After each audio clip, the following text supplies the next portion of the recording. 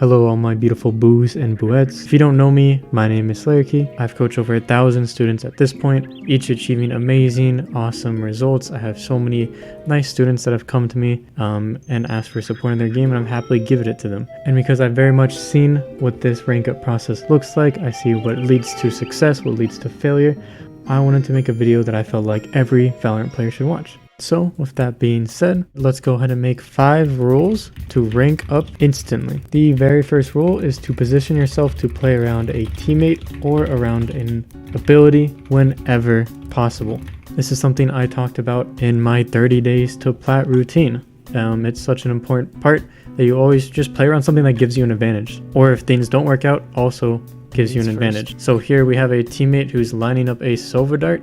We go ahead and just walk out with this Sova dart, and you'll see we get a very free kill on the Cypher, and we get a kill on a Jet who's now trying to shoot the dart. Then after we get these 2 kills, we immediately play around our Cypher back site because they're all trying to kill our Cypher. These are very free and easy kills for us. Notice how majority of these fights, no one's even looking at me. Now you want to be very careful when you're not playing around either. So we have no abilities here. We have no teammates that are playing with us. So we are just pushing up stupidly. And this is how you de-rank. This is how you lose. This is how you use an ult on a round you didn't need to. This is how you lose a gun on a round you didn't need to. And so if you have no abilities, play around teammates. If you have no teammates, play around abilities. What these both are basically distractions. Even if you just bait your teammate, you follow this rule because you bait your teammate and you try to trade them after. Next up is to go aggressive at a disadvantage and passive at an advantage. I covered this in a previous video. This blue team was at a disadvantage, this red team was at an advantage, just economy wise. They had better guns versus worse guns.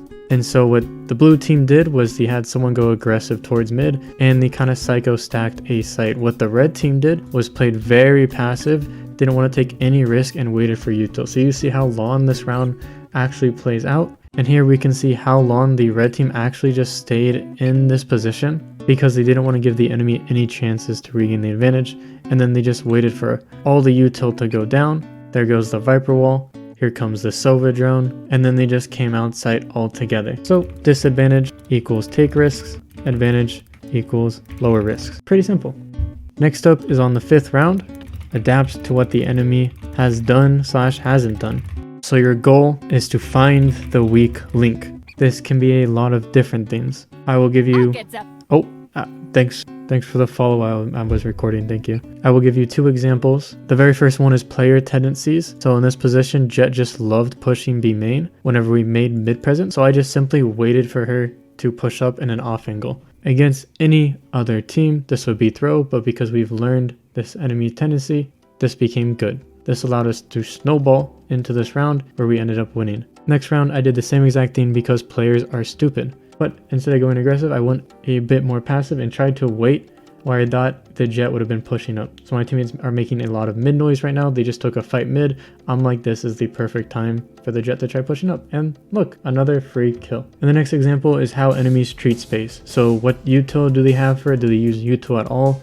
Do they actually fight this area a lot? Here I noticed Sova had a tendency to drone hookah, that's fine, but he would usually do it alone. So on our eco round, right, when we're at a disadvantage, I went for a more aggressive play where I just walked out and caught the Sova with his drone. This then again snowballed into this round where I got the gun and then proceeded to snowball the enemy team until we eventually won the round. Next up is to play 2 games a day with full intention. What this means is have a specific goal you can accomplish in 1 game. An example of this I usually give Omen players is to get their TP usage to 1.2. Just use the TP more.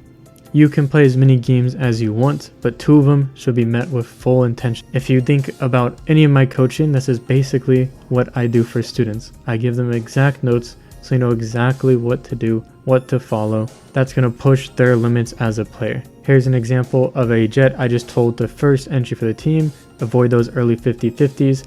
Remember, your goal as a duelist is to make space and play off initiator util. So this is basically me saying work on your entries. But I can't just write in the note work on your entries. And each of these little points can be broken down for just 1 game. So just 1 game I'm going to be the first entry for my team every round. Just one game I'm going to avoid early 50-50s, and then the next game I'm going to avoid going outside when there is delay util preventing my team. Each of those things give you something specific you can work on. It doesn't have to be applicable to every single round, but really important you have intention in your games. The very last thing, and this plays very similarly, is to master one agent on one specific map. Make this your map. So something I did in this video here is I went through a raise on bind, and I basically told the student exactly what this guy did every round. We made a playbook, and now when they play raise on this map, they know exactly what to do. One of the best ways to do this is through pro VOD reviews, watching higher level players, but you can also treat this like a science experiment. Study, brainstorm, and build new ways how this agent can be applied on this map. Custom, study a pro, make a playbook. I would avoid watching anything where someone tells you what to do. So any generic guides, lineups. This is a science experiment. This should be a chance for you to learn more about what this agent is capable of and not be told what you're capable of. That's it. That's all I wanted to make this video for. I will leave a link to these 5 rules in the description. And if you would like a whole load of benefits, check out my Ko-Fi to support this content. I would greatly appreciate it. But that's going to be it from your translucent coach. Till next time.